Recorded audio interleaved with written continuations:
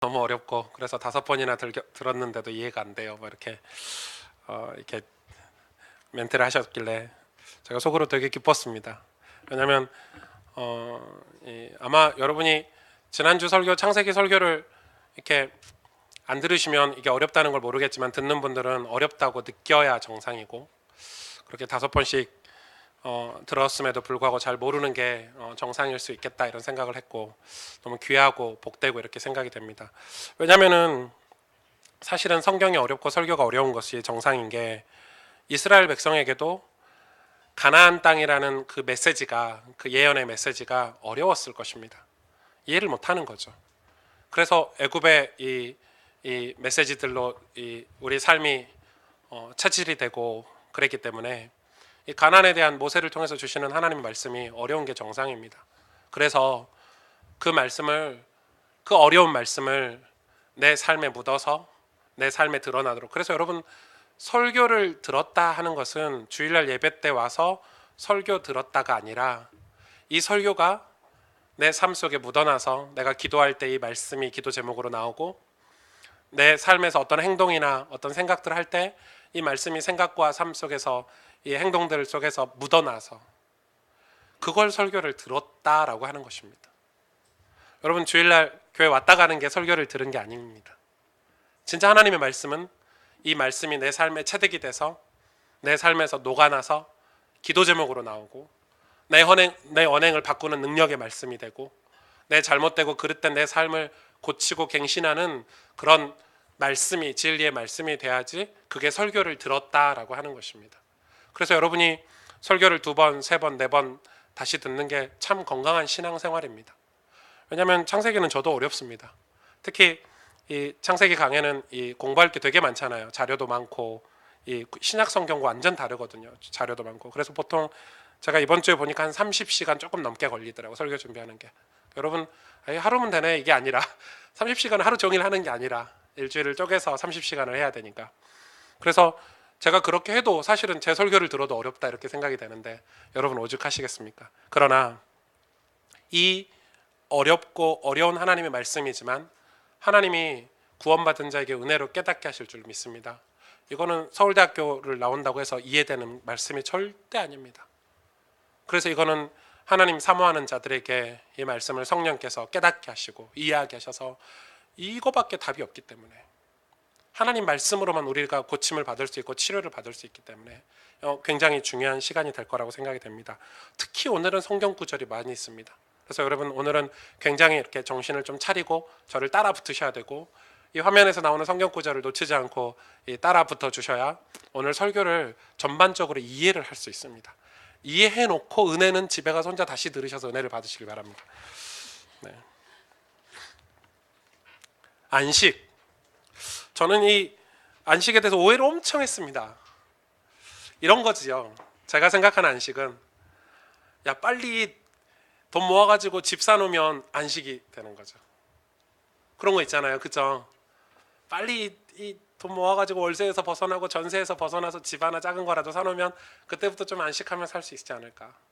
빨리 우리 집 자녀들 빨리 시집장가 보내가지고 다 출가시키고 우리 부부가 안식하면서 살자.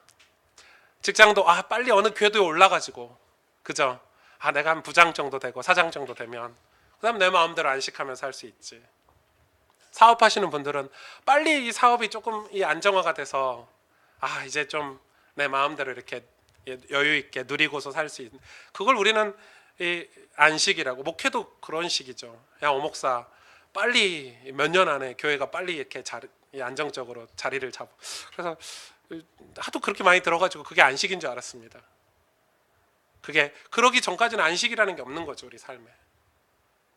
그러기 전에는 걱정하고 근심하고 막 노력하고 애쓰고. 그래서 저는 안식은 인간이 만들어내는 건 줄 알았습니다. 인간이 만들어내야 되는 건 줄 알았습니다. 그런데 우리가 지난 창세기 1장 설교를 통해서 아주 놀랄만한 사실을 알게 됐습니다. 하나님이 오늘 7째 날에 하나님이 복과 안식을 주신다고 했는데, 그죠? 하나님이 복과 안식을 주신다고 했는데, 이 안식일 날에 복을 주신다고 했는데, 이 7째 날에 주신 이 안식을 위해서 인간이 첫째 날부터 둘째 날, 셋째 날, 넷째 날, 다섯째 날, 여섯째 날 한 것이 한 개도 없습니다. 그렇죠? 여러분, 이 창조 하나님이 인간에게 복을 주시기 위해서, 안식을 주시기 위해서 인간이 한 게 하나라도 있습니까? 아무것도 없습니다. 아무것도 없, 오직 다 하나님께서 하셨습니다. 오직 다 주님께서 하셨습니다. 지난주 말씀처럼 이 첫째 날부터 일곱째 날까지 이 여정은 뭐죠? 구원을 위한 여정입니다. 하나님께서 우리에게 구원을 설명하기 위해서 이 첫째 날부터 여섯째 날 끝날까지 마지막 일곱째 날까지의 여정을 우리에게 주신 것입니다. 여러분, 이렇게 이해하시면 되겠습니다. 창세기는 창세기 1장 천지를 창조해서 일곱째 날 안식일까지가 이 목차 같은 개념입니다. 그래서 2장부터 이 목차를 설명을 합니다. 이 목차를 설명하고 12장부터 11장까지 설명을 합니다. 그리고 12장부터 이 목차를 설명한 거를 한 사람 가문을 들어, 아브라함 가문을 들어서 또 2차 부연 설명을 하는 게 창세기입니다. 이해가 되시죠? 그래서 창세기 1장에 남자 여자를 창조하셨는데 2장에 가서 다시 남자 여자를 구체적으로 창조하신 게 세밀하게 드러나는 거죠. 뭐 갈비뼈를 빼가지고 창조하고 뭐 이런 내용이 또 나오잖아요. 그래서 두 번 반복이 되는 것입니다. 그래서 이 창세기, 그럼 첫째 날부터 일곱째 날까지 창조 기사는 단지 창세기라는 이 성경 한 권에 관한 해석이냐? 아니죠. 이거는 저 여러분 개인의 구원, 여러분 인생을 향한 하나님의 구속사의 여정을 보여주는 것입니다. 또 하나는 더 넓게는 이 인류의 구원, 창세기부터 요한계시록까지, 다시 말해서 주님이 다시 재림하실 때까지 하나님이 지금 구속사를 이루어 가시는 이 구속사도 이 창세기 첫날부터 일곱째 날까지를 펼쳐서 설명이 가능한 것입니다. 여러분, 이 배경을 이해를 하고 오늘 말씀을 들으시면 아주 도움이 되겠습니다. 그래서 이 말씀이 그래서 어려운 것입니다.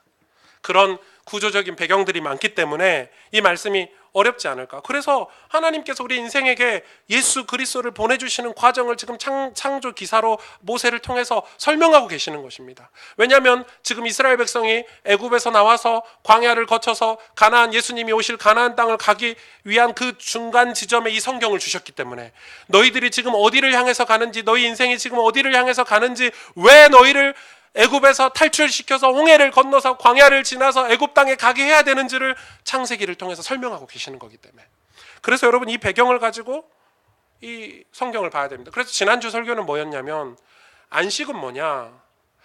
우리가 타락한 인간이 예수 그리스도를 통해서 원래 인간의 모습으로 회복한 것, 그래서 하나님을 경배하고 하나님을 찬양할 때 하나님께서 그때서야 안식하신다는 것입니다. 하나님께서 안식을 해야 비로소 그때 인간의 안식이 완성이 되는 것입니다. 그게 지난주 설교입니다. 그래서 지금 엄청 어렵죠.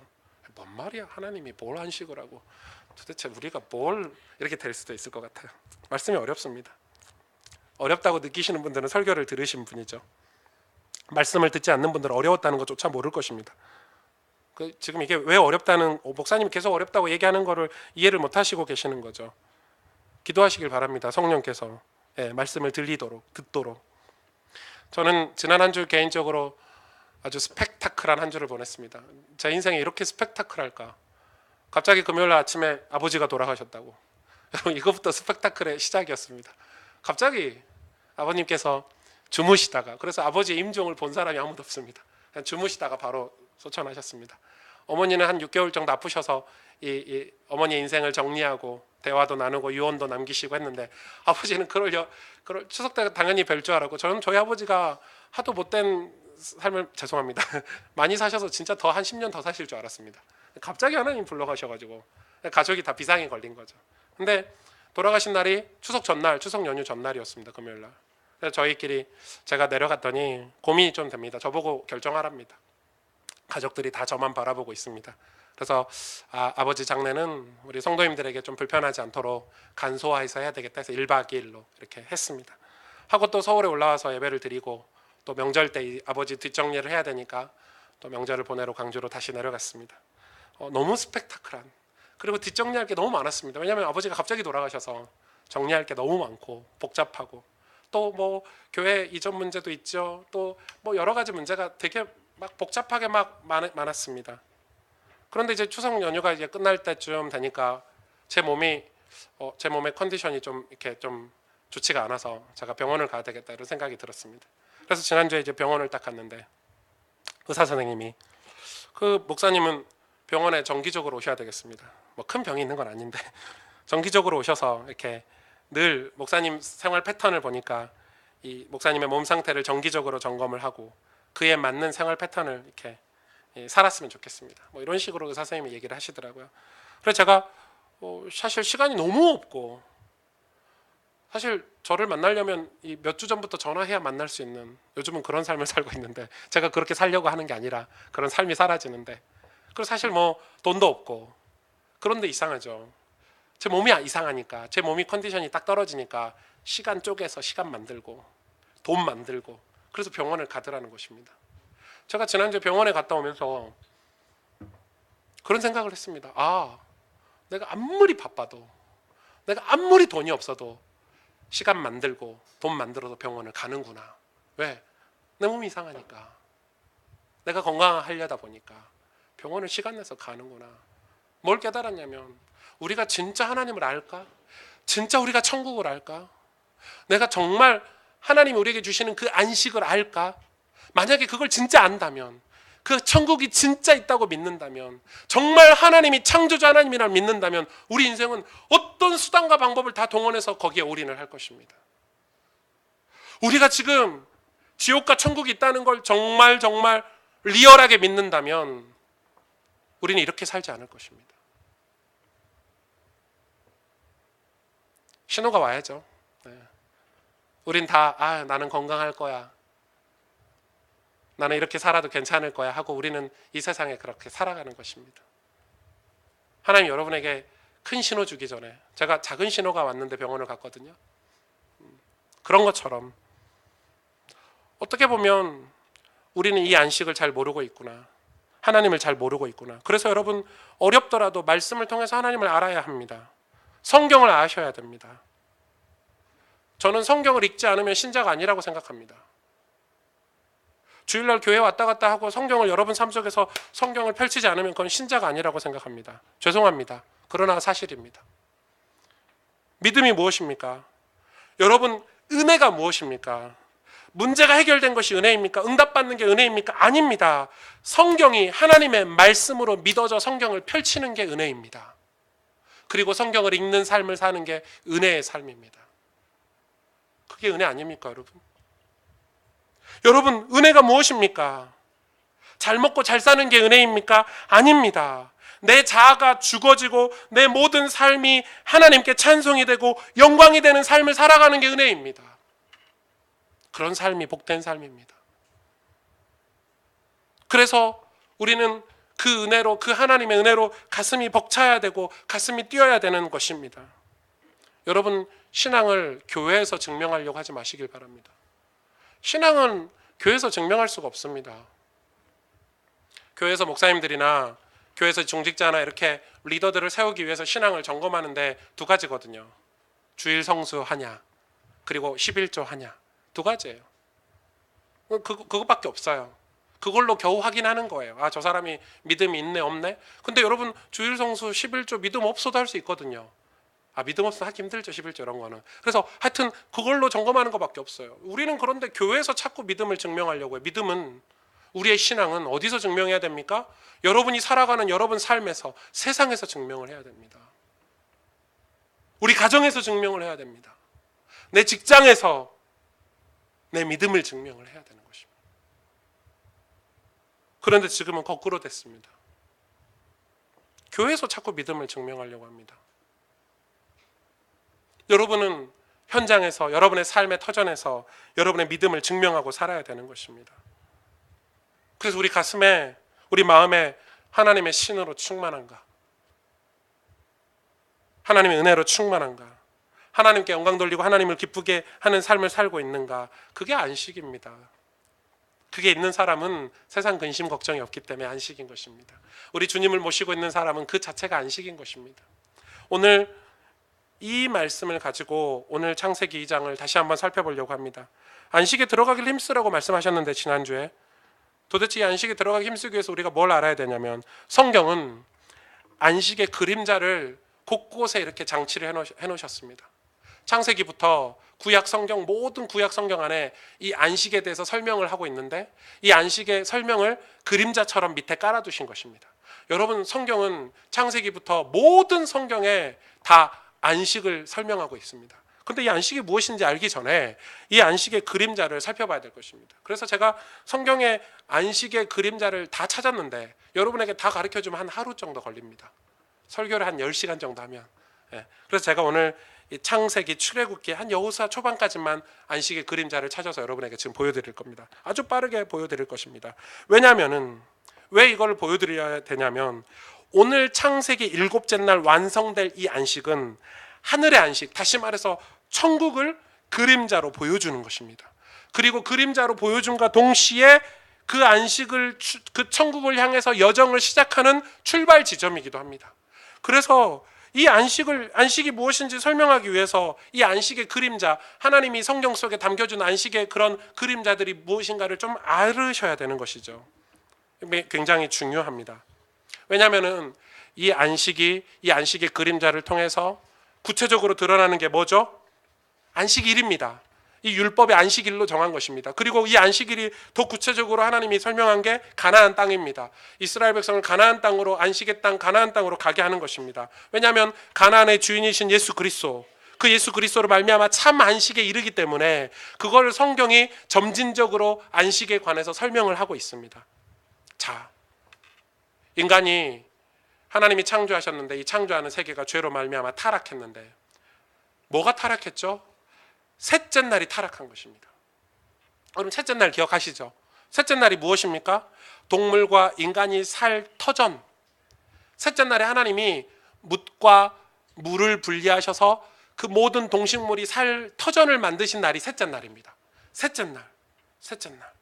그래서 하늘과 물과 뭇이 조화를 이루어서 각종 씨 맺는 채소와 열매 맺는 나무로 먹거리까지 충만하게 된 게 셋째 날입니다. 그런데 이 셋째 날이 제일 먼저 타락해버렸습니다. 보실래요? 창세기 7장 21절에서 23절. 땅 위에 움직이는 생물이 다 죽었으니, 땅에 움직이는 생물이 다 죽었어요. 곧 새와 가축과 들짐승과 땅에 기는 모든 것과 모든 사람이라. 육지에 있어 그 코에 생명의 기운에 숨이 있는 것은 다 죽었더라. 왜 죽었죠? 육지에 있어 그 코에 생명의 기운에 숨이 있는 것은 다 죽었더라. 지면의 모든 생물을 쓸어버리시니 하나님께서. 뭘로요? 물로. 물은 뭘 상징하죠? 재앙을 상징해요. 저주를 상징해요. 진노를 상징해요. 하나님의. 물로 다 쓸어버리셨어요. 곧 사람과 가축과 기는 것과 공중의 새끼까지라. 이들은 땅에서 쓸어버림을 당하였으되 오직 노아와 그와 함께 방주했던 자들만 남았더라. 자, 노아의 홍수 사건으로 셋째 날의 창조가 다시 원래대로 저주의 물로 뒤덮이는 사건이 생긴, 그게 홍수 사건이에요. 이건 뭘 표현하죠? 뭘 표현해요? 심판을 표현하는 거예요. 심판. 이때 생물들의 터전이 다시 혼돈으로 돌아가게 됐고 모든 생물들이 다 몰살을 당했습니다. 이게 심판의 모습이에요, 여러분. 장차 올 심판의 모습이에요. 그것은 하나님께서 죄와 함께한 모든, 죄와 함께 존재하는 모든 것들을 살아있는 것으로 여기지 않으시겠다는 하나님의 의지예요. 굉장히 중요하죠. 그런데 하나님이 완전히 포기하신 게 아니죠. 창세 전에 선택해 놓으신 그분의 백성들에게 이 엉망이 된 셋째 날의 터전을 다시 회복시켜 주십니다. 그게 노아잖아요. 그게 노아의 방주잖아요. 그래서 노아에게 이 원래 인간 아담에게 주셨던 창세기 1장 명령을 그대로 다시 하시는 장면이 나옵니다. 그게 창세기 9장 1절 2절입니다. 읽어볼까요? 하나님이 노아와 그 아들들에게 복을 주시며 그들에게 이르시되 생육하고 번성하여 땅에 충만하라. 땅의 모든 짐승과 공중의 모든 새와 땅에 기는 모든 것과 바다의 모든 물고기가 너희를 두려워하며 너희를 무서워하리니 이것들은 너희의 손에 붙였음이니라. 아멘. 노아에게 창세기 1장에 명령하셨던 그 축복, 창세기 1장의 축복을 다시 회복시켜 주시는 장면입니다. 그런데 이게 그냥 회복이 아닙니다. 이 언약을, 이 말씀을 하나님께서 하시면서요, 뭐라고 말씀하셨냐면 이 회복될 셋째 날의 터전, 물로, 죄로 말미암아 저주의 물로 뒤덮어 버렸잖아요. 이제는 더 이상 그게 안 되는 거예요. 더 이상 뒤덮이면 안 되는 거예요. 그래서 무지개 언약으로 다시는 홍수를 내려주지 않겠다고 말씀하셨는데 그게 무슨 언약이죠? 바로 이 말이에요. 절대 죄를 지을 수 없는 당신의 독생자 아들 예수 그리스도의 대속의 죽음을 통해서 그 백성들의 죄를 해결하시고 그들을 모두 예수 그리스도 안에 넣어서 거기 안에서 죽이시고 다시 살리심으로 이제 죄와 전혀 관계없는 의인들로 만들어 버리시겠다는 거예요. 그게 하나님의 약속이에요. 그게 십자가 사건이에요. 우리가 우리 힘으로 죄악들을 이길 수 없는데 예수 그리스도로 말미암아 우리를 죽이시고 다시 그 부활에 동참하게 하셔서 다시는 우리 보고 죄인이다, 더 이상 의인이 아니다 이런 말을 듣지 않도록 완전한 구원으로 우리를 인도하시겠다, 그 언약을 하나님께서 말씀하시는 거예요. 그렇게 회복된 셋째 날의 터전이 바로 요한계시록 21장의 새하늘과 새 땅이에요. 거긴 바다가 없어요. 더 이상 물이 없어요. 놀라운 것은 이 셋째 날, 이 셋째 날이라는 상징이 성경 곳곳에 있어요. 이 셋째 날이 매우 중요하거든요. 왜냐하면 이 셋째 날이 매우 중요한 게 하나님의 백성들이 거처하는 곳을 상징해요. 그곳은 거룩하고 구별되고 회복되어질 하나님의 땅, 하나님의 성전, 하나님의 성소를 상징하기 때문에 이 셋째 날의 창조는 굉장히 중요해요. 근데 이 셋째 날이 얼마나 그림자로 곳곳에 있는지 한번 볼래요?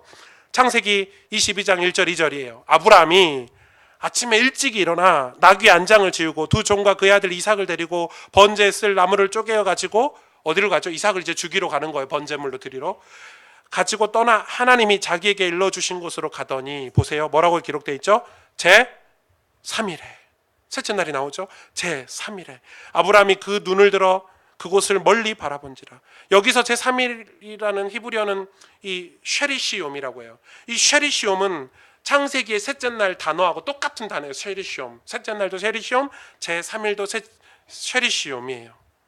그러니까 지금 보세요. 이삭은 뭘 상징하죠? 어린 양을 상징해요. 예수 그리스도를 상징해요. 죽으시고 3일 만에 부활하실 예수 그리스도를 상징해요. 그래서 여기 셋째 날에 있는 거예요. 아, 목사님 너무 끼워 맞추는 거 아닙니까? 창세기 30장 36절을 가봅시다. 아브라함은 건너뛰고 야곱, 그의 아들 야곱으로 갑니다. 한번 같이 읽어볼까요? 36절 시작. 자기와 야곱의 사이를 사흘길이 뜨게 하였고 야곱은 라반의 남은 양떼를 치니라. 또 나오죠. 사흘길. 이것도 쉐리시옴이에요. 지금 뭐죠? 야곱과 세상을 상징하는, 어둠을 상징하는 야곱의 삼촌인 라반과의 거리를 사흘길, 딱 거리를 둔 거예요. 우연일까요? 별로 안 믿으시는 것 같은데. 창세기 40장 13절을 보겠습니다. 창세기 40장 13절 요셉의 이야기입니다. 지금부터 사흘 안에 쉐리시옴 지금부터 사흘 안에 바로가 당신의 머리를 들고 당신의 전직을 회복시키리니. 누구죠? 술 맡은 간원장. 사흘 안에 다시 살겠다고 꿈을 해석하는 장면입니다. 그뿐 아닙니다. 창세기 40장 19절 지금부터 사흘 안에 바로가 당신의 머리를 들고 당신을 나무에 달리니 새들이 당신의 고기를 뜯어먹으리라. 떡 맡은 관원장, 떡 굽는 관원장이 사흘째 목숨을 잃게 되고 그 시체를 새들이 뜯어먹게 될 것이라는 무서운 해몽. 여기에 두 단어가 다 쉐리시옴이 나옵니다. 출애굽기 8장을 가보겠습니다. 모세에 관한 이야기입니다. 출애굽기 8장 25절에서 27절에 바로가 모세와 아론을 불러 이르되 너희는 가서 이 땅에서 너희 하나님께 제사를 드리라. 무슨 말이죠? 아니 모세가 이스라엘 백성을 데리고 나가겠다고 가나안으로 가겠다고 하니까 바로가 아니 왜 가나안 광야까지 가느냐, 왜 가나안까지 가느냐, 여기서 너네 하나님께 제사 드려라. 그랬더니 모세가 이렇게 말합니다. 모세가 이르되 그리함은 부당하나이다. 우리가 우리 하나님 여호와께 제사를 드리는 것은 애굽 사람을 싫어하는 바인즉. 누가요? 하나님께서 싫어하시죠. 우리가 만일 애굽 사람의 목전에서 제사를 드리면 그들이 그것을 미워하여 우리를 돌로 치지 아니하리까.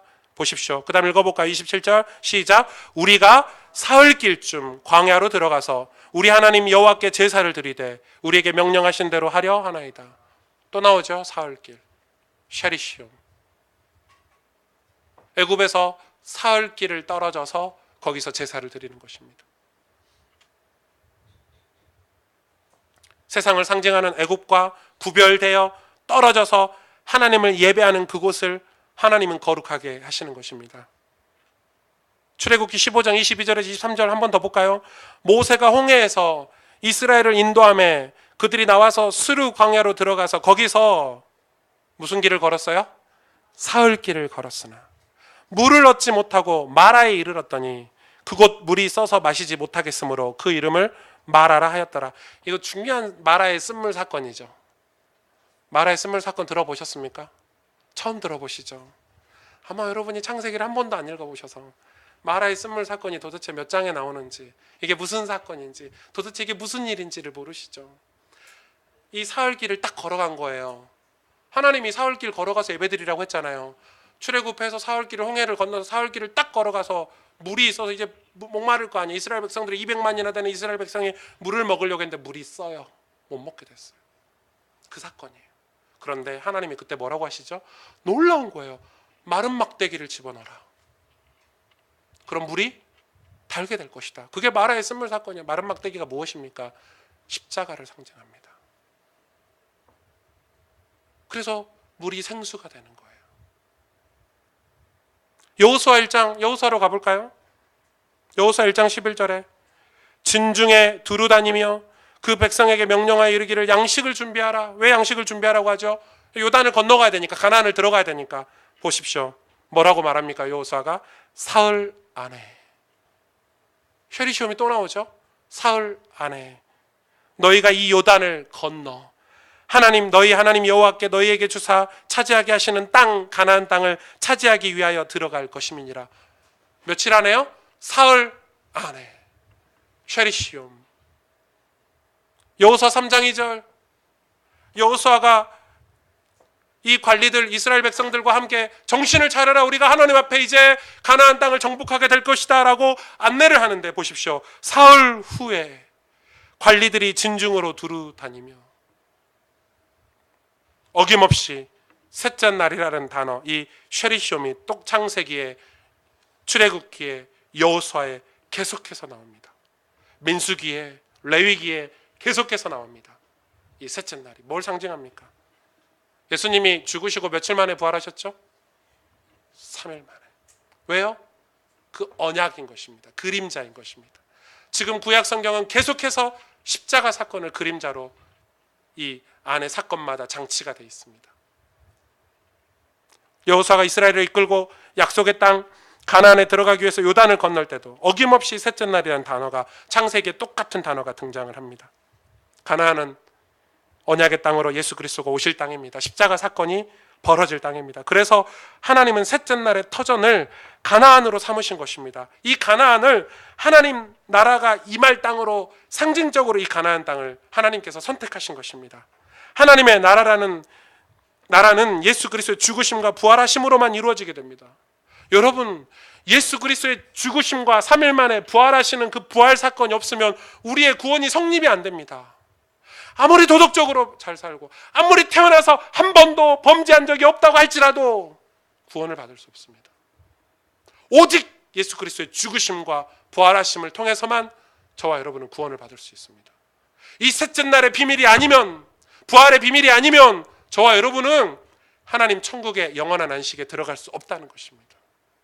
그래서 지금 이 어둠 속에 죄를 짓고 타락한 인간을 위해서 하나님께서 모든 사건에 이 십자가 사건을 상징적으로 집어넣어 놓으신 것입니다. 사흘. 왜 사흘? 왜 마라의 사건이 사흘 만에 벌어졌고, 왜 홍해를 사흘 만에 건너며, 요단을 왜 사흘 만에 건너며, 왜 아브라함이 사흘길을 걸어가서 첫 단을 쌓았으며, 왜 이삭을 데리고 가는데 사흘길 거리에 단을 쌓게 하셨으며, 모든 사건이 다 사흘입니다. 뭘 상징하고 있죠? 예수 그리스도를 상징하고 있는 것입니다. 이 그림자가 명백히 이제 실제로 이 언약의 징표로 하나님께서 이스라엘 백성에 준 걸 뭐라고 그러냐면 안식일이라는 율법을 주셨습니다. 그래서 이 일곱째 날의 축복이 안식인데, 이 안식을 거룩하게 지켜라 라고 하나님께서 이스라엘 백성에게 이 안식일을 지정해 주셨습니다. 그게 율법이죠. 그래서 율법의 안식을 알아야 됩니다. 율법의 안식이 어떻다는 걸 알아야 우리가 예수 그리스도라는 진짜 참 안식을 알 수가 있는 것입니다. 오늘 본문의 창세기 2장 3절에 하나님이 일곱째 날을 복되게 하사 거룩하게 하셨으니, 복되게 하시고 거룩하게 하셨대요. 일곱째 날을 안식일이죠. 이는 하나님이 그 창조하시며 만드신 모든 일을 마치시고 그날에 안식하셨음이니라. 이 일곱째 날에서부터 시작된 율법의 안식일이 어떤 의미가 있는지, 무엇을 의미하는지 우리는 봐야 되는 거죠. 그래서 예수 그리스도의 안식이 어떻게 안식일과 연결되어 있을까? 성경은 하나님께서 일곱째 날에 복을 주시고 그 일곱째 날을 거룩하게 하셨다고 했죠. 그런데 여기서 한 가지 짚고 넘어가야 될 게 있습니다. 여기서 하나님이 복 주시고 거룩하게 하신 것은 공간적인 개념만 있는 게 아닙니다. 유대인들은 이 하나님의 나라를 이 물질과 공간의 감각 세계로만 이해를 했습니다. 그래서 하나님의 나라가 저기에 있고 여기에 있고 이런 장소적인 이 공간적인 개념으로 이해를 했습니다. 그러나 성경은 이 하나님의 나라를 시간적인 개념으로 가르치고 있습니다. 우리에게 날, 때 전부 시간적인 개념으로 가르치고 있습니다. 그래서 저와 여러분이 이 안식일에 하나님이 거룩하게 하시고 복되게 하신 것을 시간적인 개념으로 이해를 하지 않으면 영원히 하나님 나라가 우리 머릿속에 정리가 되지 않을 것입니다. 이게 무슨 말이죠? 하나님께서 복과 거룩을 안식일에 주셨다는 말은 하나님께서 거룩하게 구별시키실 참 안식의 땅을 물질과 공간의 감각 세계가 아니고 시간의 세계로 우리에게 주셨다는 것입니다. 그래서 많은 분들이 공간적 이원론, 다시 말해 공간적 이원론으로 하나님의 나라를 이해합니다. 유대인들이 그렇게 이해를 하고 있어요. 그래서 우리가 사는 이 땅과 하나님의 나라는 공간적으로 나눠져 있다고 생각하는 것입니다. 그래서 여러분이 하나님 나라 이러면 아유 교회는 하나님 나라, 교회 밖은 세상 뭐 이런 식으로 이해를 하는 겁니다. 아유 우리 집에서 지교 예배 드리니까 우리 집은 하나님 나라, 지교 예배 안 드리는 쟤네 집은 세상 나라 뭐 이런 식으로 이해를 하는 것입니다. 맞습니까? 우리가 다 공간적으로 지금 이해를 하고 있는 것입니다. 그러나 성경이 말하는 하나님의 나라는 시간적 이원론으로 이해를 해야 됩니다. 무슨 말입니까? 우리가 하나님 나라를 기다리는데 하나님과 영원히 함께할 시간을 기다리는 거지 너무나 좋은 공간을 기다린다? 아닌 것입니다. 천국이 무엇입니까? 하나님과 함께하는 그 시간이 천국인 것입니다. 성경은 그걸 날로, 때로 설명을 하고 있습니다. 우리는 하나님과 영원히 함께할 시간을 기다리는 것입니다. 그래서 아직 하나님 나라라는 가시적인 공간이 오지 않았음에도 이 땅에서 우리가 이미 하나님 나라가 와 있다라고 이야기하는 것은 우리가 지금 우리와 함께 하시는 하나님, 우리가 하나님이 나와 함께 하시는 그 시간을 살고 있기 때문에 이미 하나님 나라가 우리에게 와 있다라고도 말을 하는 것입니다. 여러분 하나님과 동행하고 계시죠? 하나님이 여러분과 함께 하시죠? 그 함께하는 시간이 바로 하나님의 나라인 것입니다. 그 시간이 바로 하나님 나라인 것입니다. 물론 그 시간은 나중에 가시적인 공간과 합쳐지게 됩니다. 그게 요한계시록에 기록되어 있습니다. 새하늘과 새 땅, 그게 합쳐지게 될 것입니다. 일곱째 날처럼 사람과 땅의 복과 거룩이 부어지는 장면이 곧 우리에게 임하실 겁니다. 그러나 지금 우리가 소망하는, 우리가 하나님 천국을 소망하는 그 소망, 안식을 소망하는 그 소망은 감각적인 물질 세계에 두기 전에 하나님과 함께하는 시간에 두어야 한다는 것입니다. 천국은 하나님이 주실 어떤 것을 기대하는 마음으로 기다리는 것이 아니라 지금 내가 하나님과 관계 있는 자가 되어야 된다는 것이 우리의 천국이어야 된다는 것입니다. 시간적인 개념으로. 그래서 복과 거룩이라는 단어가 안식일이라는 이 날, 시간에 먼저 쓰였습니다. 그래서 안식일이라는 이 시간 안에 복과 거룩이라는 축복의 씨앗을 하나님이 심어 놓으신 것입니다. 죄로 말미암아 엉망이 되어버린 셋째 날의 터전이 예수 그리스도로 말미암아 일곱째 날의 안식의 축복으로 바뀐 것이죠. 출애굽기 31장 13절에서 17절에 한번 보실래요? 하나님이 언약이라고 주신 말씀입니다. 저와 여러분도 이렇게 받아야 되겠죠. 너는 이스라엘 자손에게 말하여 이르기를 너희는 나의 안식일을 지키라. 안식일, 시간이죠. 날이죠. 이는 나와 너희 사이에 대대의 표징이니 나는 너희를 거룩하게 하는 여호와인 줄 너희가 알게 하려 함이라.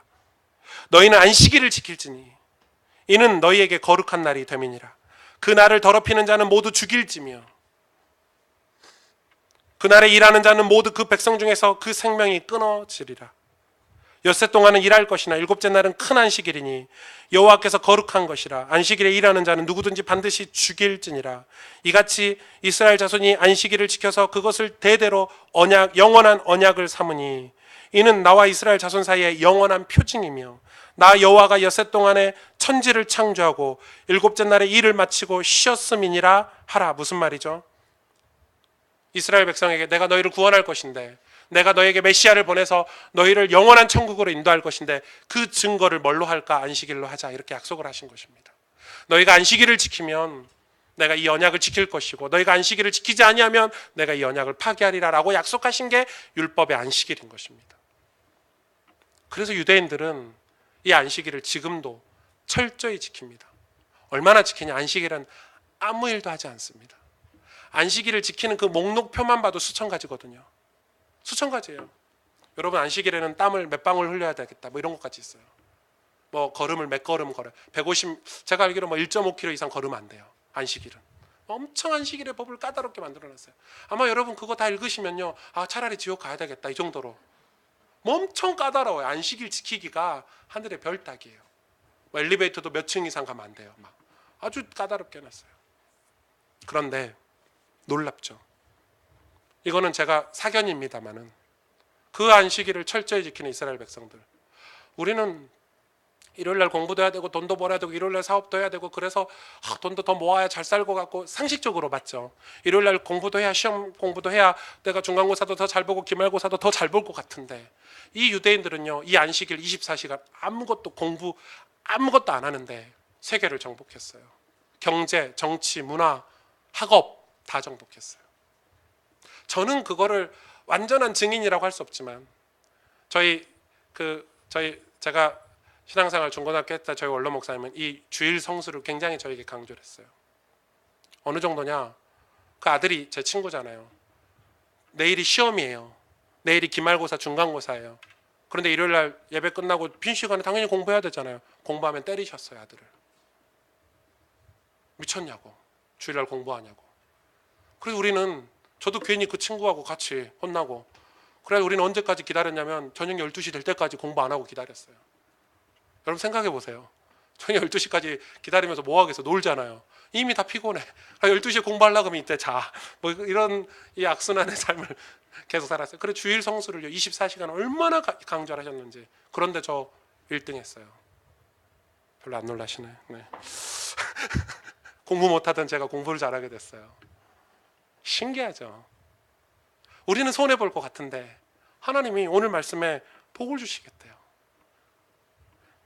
그런데 이 안식일이 그런 의미가 아니에요. 사실은 이 의미를 또 뛰어넘어서 볼까요? 창세기 17장 7절 8절에 내가 내 언약을 나와 너 및 내 대대 후손 사이에 세워서 영원한 언약을 삼고 너와 내 후손의 하나님이 되리라. 내가 너와 내 후손에게 내가 거류하는 이 땅 곧 가나안 온 땅을 주어 영원한 기업이 되게 하고 나는 그들의 하나님이 되리라. 무슨 말입니까? 이게 언약이거든요. 언약을 한 줄로 표현하자면 너희는 내 백성이 되고 나는 너희 하나님이 되리라가 언약이에요. 그게 하나님 약속이에요. 그런데 이게 왜 안식일이 이 언약의 표징이 되냐면 그 안식일이 있기 전에 그 안식일을 믿지 않는 다른 민족들은 여러분 7일이라는 이 라이프 이 사이클을 지키지 않았어요. 이 7일이라는 6일 일하고 하루 쉬는 이 라이프 이 뭐라고 그래요? 사이클이 없었어요. 태양신을 섬기는 이집트는요, 태양 주기마다 쉬었어요. 달신을 섬기는 바벨론은 15일마다 하루를 쉬었어요.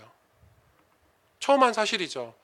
그래서 지금처럼 전 세계가 이 7일의 사이클을 가지고 있는 거는 유대인들 때문에 생긴 법칙. 왜냐하면 불신자들도 이게 가장 합리적이거든. 여러분, 그래서 전 세계가 지금 7일이라는 공통의 사이클을 지키고 있지만 다른 어떤 계절을 섬기는 계절신을 섬기는 나라들은요, 그들의 사이클이 계절이었어요.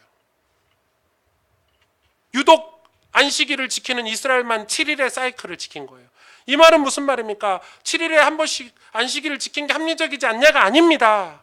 7일에 한 번씩 안식일을 지킴으로 세상의 모든 잡신은 다 가짜고 6일 만에 창조하시고 7일째 안식하셨던 그 창조주 하나님만이 우리를 구원하신 진짜 하나님이라는 것을, 그리고 우리는 그 하나님의 백성이라는 것을, 언약 백성이라는 것을 증명하고 증거하고 살게 하신 것입니다. 여러분, 이 안식일이 엄청나게 놀라운 것입니다. 그래서 하나님께서 언약의 표징이 안식일이라고 하신 것입니다. 이 안식일, 그걸로 너희의 신앙을 확인할게. 너희가 나를 섬기는지 안 섬기는지 이 안식일로 점검할게. 이 말인 것입니다. 이 안식일을 어떻게 지키는지에 따라서 내가 너희를 구원할지 구원하지 않을지 내가 할게. 안식일을 하나님이 그것으로 언약을 확인하시는 것입니다. 그 언약 안에 있는 자들은 모두 하나님의 백성이 되어 언약의 땅 천국에 입성하지만 언약 밖에 있는 사람들은 모두 진노의 불 지옥에 던져지게 되는 것입니다. 그래서 구약에서는 안식일을 어기면 죽음으로 응징했습니다. 철저하게 율법적으로. 그래서 안식일, 우리는 살인죄가 제일 큰 죄라고 생각을 하잖아요. 유대인들에겐 살인죄가 제일 큰 죄가 아닙니다. 안식일을 어기는 죄가 제일 첫 번째 죄입니다. 그래서 돌로 치게 되어 있습니다. 바로 그 자리에서 누구나 돌로 치게 되어 있습니다. 지금도 안식일을 어기면 돌로 쳐 죽여도 아무 말도 못합니다. 그렇게 안식일을 강하게 지키고 있는 그 유대인들이 뭘 몰랐죠? 이 안식일이 실체가 아니다는 걸 몰랐습니다. 이 안식일은 모형입니다. 그래서 이 안식일의 실체이신 예수 그리스도가 이 땅에 오셨습니다. 그래서 우리가 죄인들이 언약의 백성이 되었고 하나님의 언약이 이루어져서 저와 여러분이 구원을 받지 않았습니까? 그래서 안식일의 실체이신 예수 그리스도가 와서 이제 더 이상 사실은 안식일이 필요 없게 된 것입니다. 그래서 예수님이 오셔서 주일날, 이 안식일날 유대인들 보라고 억지로 안식일날 병자를 고치신 것입니다. 밀도 까먹고 병자들도 고치고. 그건 이런 의미가 있습니다. 고단한 영혼들, 병든 영혼들, 슬픔 있는 영혼들, 아픔 있는 영혼들, 내가 안식일이니까 나를 통해서 하나님께 갈 수 있어 라는 메시지인 것입니다. 이해가 되시죠? 그게 안식일의 의미인 것입니다. 그러나 영적으로 소경이었고 귀머거리였던 유대인들은 그걸 이해하지 못하고 안식일에 진짜 복이시고 안식일에 거룩이신 예수 그리스도를 죽이려고 했습니다. 이해는 갑니다. 구약에서 율법은 안식일을 지키지 않으면 돌로 쳐 죽이게 됐기 때문에 얼마나 두려웠을까요? 여러분, 이 안식일, 그래서 하나님이 너희의 배를 채우기 위해서 이 일을 하는 노동을 안식일 날은 쉬게 하셨습니다. 너희의 배를 채우는 일을 하지 말고 안식일은 쉬어라 이렇게 얘기하신 것입니다. 그런데도 우리는 그 안식일의 의미를 모르고 안식일의 진짜 주인공 실체이신 예수 그리스도를 모르고 우리는 그런 의미를 모르고 안식일에 대해서 오해를 하고 있는 것입니다. 세 번째, 이 안식에 대해서 이해하기 위해서 또 하나 우리가 알아야 될 게 바로 가나안입니다. 가나안. 이 가나안을 거쳐서 안식을 설명하고 계십니다. 창세기에는. 그래서 신명기 3장 20절에 여호와께서 너희에게 주신 것과 같이 너희도 형제에게 안식을 주리니. 안식을 우리도 받았죠. 우리 형제들에게도 줘야 되겠죠. 그들도 요단 저쪽에서 너희 하나님 여호와께 그들에게 주시는 땅을 받아 기업으로 삼게 이르거든 너희는 각기 내가 준 기업으로 돌아갈 것이니라. 신명기 12장 9절 10절에 너희가 너희 하나님께서 주시는 안식과 기업에 아직은 이르지 못하였거니와.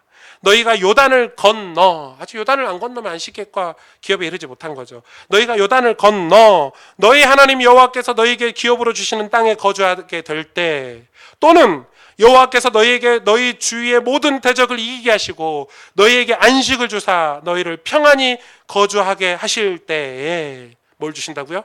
기업을 주신다고요.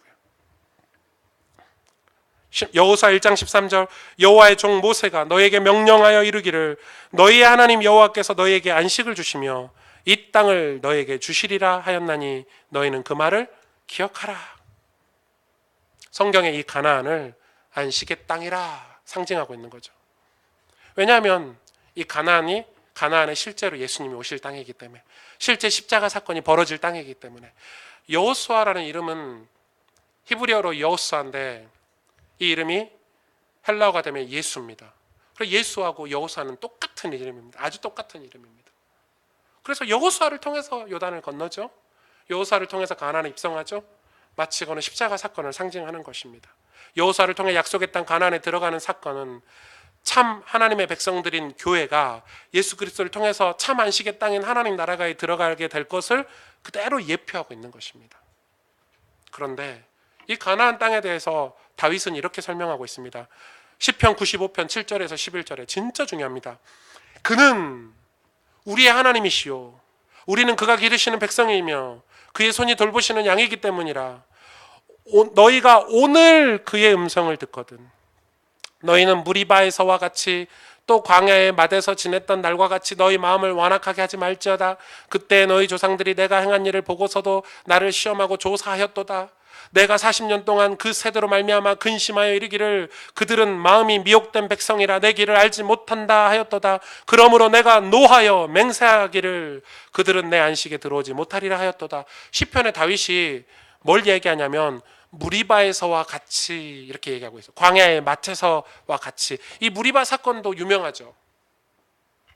다윗이 이 시를 기록한 것이 가나안 땅에 들어간 후에 440년 뒤에 이 시편을 기록했습니다. 그런데 뭐라고 기록하고 있냐면 오늘 안식에 들어가길 힘쓰라고 기록하고 있습니다. 이거 이유가 있습니다. 오늘, 투데이, 지금 안식에 들어갈 힘쓰라. 이미 가나안 들어갔는데 뭘 또 가나안에 들어가기를 힘쓰냐고 사람들이 이해할 때 이 다윗이 이 무리바 사건을 들이민 것입니다. 무리바 사건은 민수기 14장에 있는 사건인데 이런 내용입니다. 여러분 저를 보십시오. 이런 내용입니다. 이스라엘 백성이 홍해를 건너고 가나안 이 광야에 갔습니다. 사실 광야에서 이 요단을 건너서 가나안 땅 가는 길이는 짧습니다. 며칠 만에 갑니다. 한 사흘 정도 걸으면 갑니다. 사흘 길을 걸어서 물을 마시고 이제 가나안에 정탐꾼을 보냅니다. 12 정탐꾼을 보내죠. 그리고 12 정탐꾼이 돌아왔습니다. 이 12 정탐꾼 중에서 가장 나이가 어리고 힘이 없는 사람이 바로 여호수아하고 갈렙입니다. 나머지 10사람은 지혜가 있고 총명한 사람들이었습니다. 그런데 이 10사람이 가나안에 대해서 그대로 얘기를 합니다. 거기는 거인이 살고 엄청난 무기를 들고 있는 군대가 있고. 그러나 여러분 딱 두 사람 여호수아 특히 갈렙이 가슴을 칩니다. 하나님이 홍해에서 우리를 건져주셨을 때는 이 가나안에 들어가기 위해서 우리를 건져주신 거 아니냐. 갑시다 지금 이랬습니다. 그랬더니 이스라엘 사사들이 이스라엘의 그 장로들이 돌을 들고 갈렙을 실제로 죽이려고 했습니다. 미쳤냐 네가. 다 가지 말자는데 우리를 다 죽일 셈이냐. 갈렙이 막 가슴이 타가지고 지금 가야 됩니다. 원래 하나님이 그때 가도록 하셨을지도 모릅니다. 성경에 뭐라고 기록됐냐면 그 사건을 두고 하나님이 내가 크게 진노하여. 하나님 너무 화가 나셨습니다. 얼마나 화가 나셨냐면 내가 다시는 이 이스라엘 민족들을 가나안 땅에 들어가지 못하게 하리라. 그래서 몇 년을 돌았죠? 그때부터 40년을 돈 겁니다. 딱 두 사람, 여호수아 갈렙, 그리고 그 사건이 이후에 태어난 사람들과 함께 가나안 땅을 들어가게 하죠. 그래서 그 하루 단 하루의 실수 때문에 40년을 광야에서 죽고 전염병으로 다 죽습니다. 여러분 이게 지금 다윗이 하는 얘기입니다. 너희가 오늘 지금 안식에 들어가기를 힘쓰라. 오늘 안 들어가면 그 무리바 사건에서처럼 40년 동안 하나님의 안식에 들어가지 못하고 유리방황하다가 끝날 수도 있다. 이렇게 설명하고 있는 것입니다. 이 내용을 히브리서 기자가 또 인용을 합니다. 이 다윗의 내용을 또 인용해서 성도들에게 이렇게 경고합니다. 히브리서 4장 7절에서 11절 읽어드릴게요. 성경이 많죠. 헷갈리는 내용은 하나도 없습니다. 다 연결되기 때문에. 오랜 후에 다윗의 글에 다시 어느 날을 정하여 오늘이라고 미리 이같이 일렀으되 오늘 너희가 그의 음성을 듣거든 너희 마음을 완고하게 하지 말라 하였나니 만일 여호수아가 그들에게 안식을 주었더라면 그 후에 다른 날을 말씀하지 아니하셨으리라. 그런즉 안식할 때가 하나님의 백성에게 남아있도다. 이미 그의 안식에 들어간 자는 하나님이 자기의 일을 쉬심과 같이 그도 자기의 일을 쉬느니라. 그러므로 우리가 저 안식에 들어가기를 힘쓸지니 이는 누구든지 저 순종하지 아니하는 이스라엘 백성이죠. 순종하지 아니하는 본에 빠지지 않게 하려 함이라. 히브리서 기자들이 하나님의 교회들에게 경고하는 내용입니다. 무슨 내용입니까? 이미 가나안에 들어선 사람들도 이미 예수 그리스도로 구원받은 저와 여러분들도 교회들도 안식에 들어가기를 힘쓰라고 얘기하고 있습니다. 여기서 히브리서 4장의 주어는 전부 우리입니다. 우리는 두려워할지니 우리들은 저 안식에 들어가는도다. 우리가 저 안식에 들어가기를 힘쓸지니 전부 복수 우리를 설명하고 있습니다. 그러나 히브리서 4장 10절 딱 한 사람 단수가 있습니다. 안식에 이미 들어간 자 예수 그리스도. 우리는 저와 여러분 교회를 상징합니다. 자, 저를 보시죠. 말씀의 결론을 맺겠습니다. 이렇게 성경을 살펴보니까 안식이 무엇입니까? 안식에 들어가는 길이 무엇입니까? 예수 그리스도입니다. 하나님이 일곱째 날에 안식을 주시리니, 복과 거룩을 주시리니, 그건 무엇입니까? 예수 그리스도를 상징합니다. 우리는 그 예수 그리스도를 받아들일 때 우리의 터전이, 셋째 날의 터전이 다시 회복이 되는 것입니다. 셋째 날,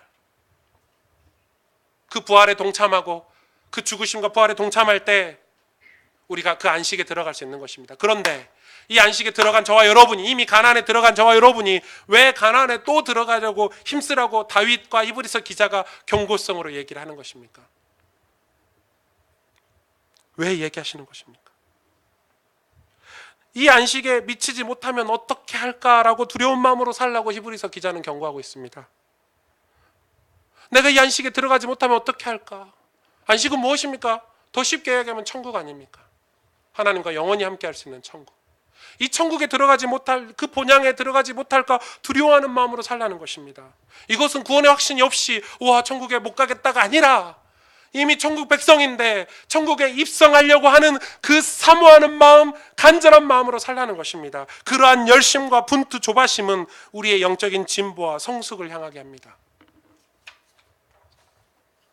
그것이 없이 세워라 내워라 하는 사람은 자칫 안식으로 초대되어진 사람이 아닐 수도 있다라고 성경은 경고하고 있습니다. 흘러가는 사람일 수도 있다. 가나안의 이스라엘 백성들처럼 가나안에 입성하지 못하는 사람이 될 수도 있다. 우리는 우리가 살고 있는 지금의 삶이 정상이라고 생각합니다.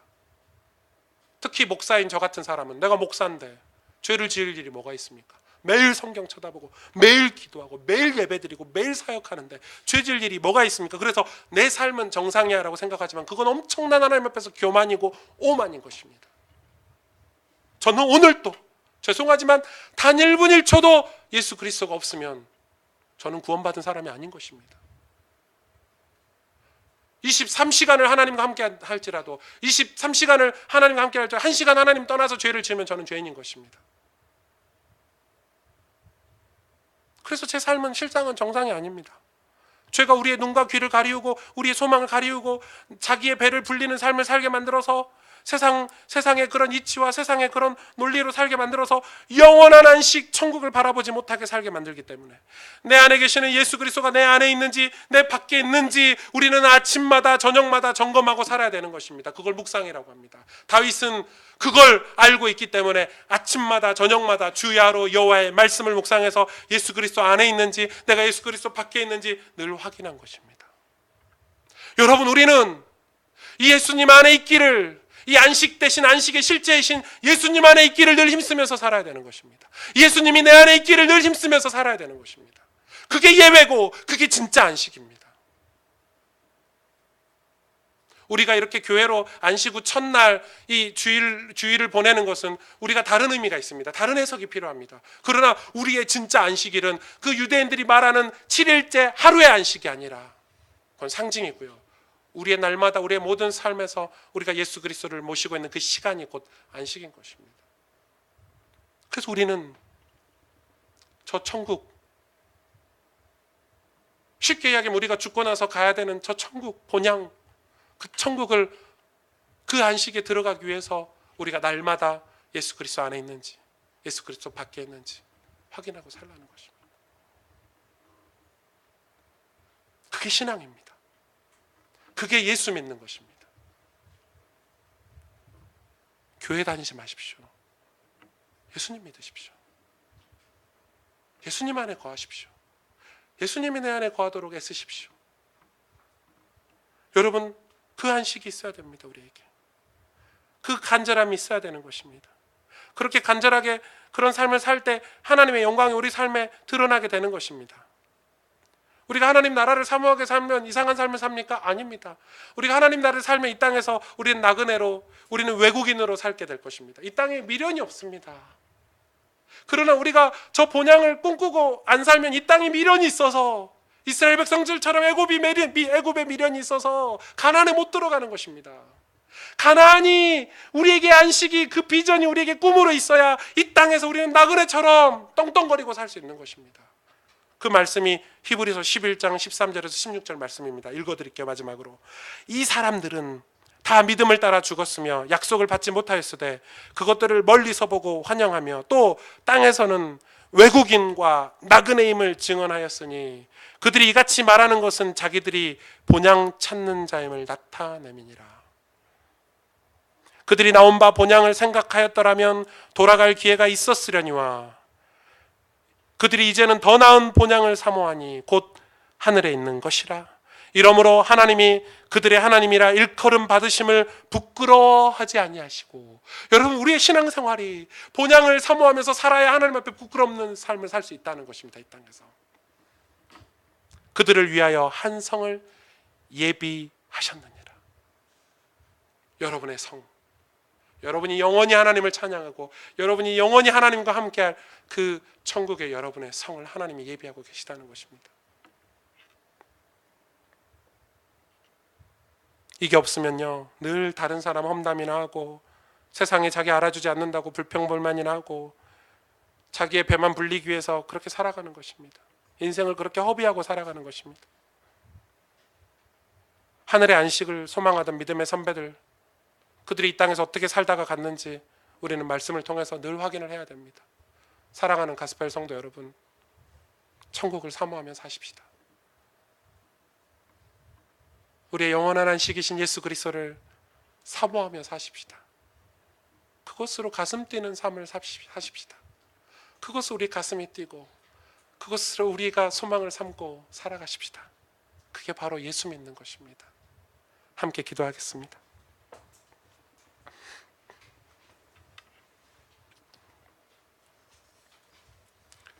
하나님께서 우리를 사랑하셔서 영원한 안식에 들어가도록 예수 그리스도의 거룩으로 우리에게 복을 주셨습니다. 예수 그리스도의 거룩이 아니면, 예수 그리스도의 죽으심과 부활하심이 아니면 우리는 복을 받을 수가 없습니다. 안식에 들어갈 수가 없습니다. 우리가 그 복을 받았는데도 우리가 그 영원한 안식을 실제로 잘 믿지 못하고 그 영원한 안식인 천국을 사모하고 흠모하고 살아가야 되지 못하고 이스라엘 백성들처럼 왜 가나안에 가야 하는지 그 이유조차 모르고 내 배만 불리는 것에 관심을 가지고 살아가고 있지는 않습니까? 세상의 복과 우리를 속이는 세상의 이치를 따라 사느라고 하나님의 약속, 언약을 모르고 살아가고 있지는 않습니까? 저는 정말 기도하고 있습니다. 이 창세기를 강의하는 동안에 우리 가스펠교회 사랑하는 성도들이 참 안식을 깨닫게 하여 주옵소서. 우리의 영적인 아둔한 눈들을 열어주셔서 천국을 보게 하여 주옵소서. 그래서 우리 삶이 하나님께서 그들의 하나님이라 일컬음 받으시기에 부끄러워하지 않은 삶이 될 수 있도록, 하나님이 얼마나 기뻐하시는지, 여호수아와 갈렙을 기뻐하셨던 하나님, 다윗을 기뻐하셨던 하나님, 믿음의 선배들을 기뻐하셨던 하나님께서 우리 가스펠교회 성도들을 기뻐하고 기뻐하여서 하나님 나라를 위해서 쓰임받도록 사용하시도록 우리가 그 안식의 날마다 들어가기를, 오늘 그 예수 그리스도 안에 들어가고 오늘 그 예수 그리스도 안에 들어가기 위해서 힘쓰는 인생이 되도록 우리는 하나님 앞에 결단하고 기도해야 될 것입니다. 주님만 우리의 구원자이십니다. 주님만 우리를 구원하실 수 있습니다. 주님만 우리 가정과 가문을 구원하실 수 있고 주님만 이 시대를 다시 회복할 수 있습니다. 하나님 은혜를 주옵소서. 이 안식의 은혜를 우리에게 주옵소서. 우리 같이 말씀을 붙잡고 하나님 앞에 함께 기도하도록 하겠습니다. 하나님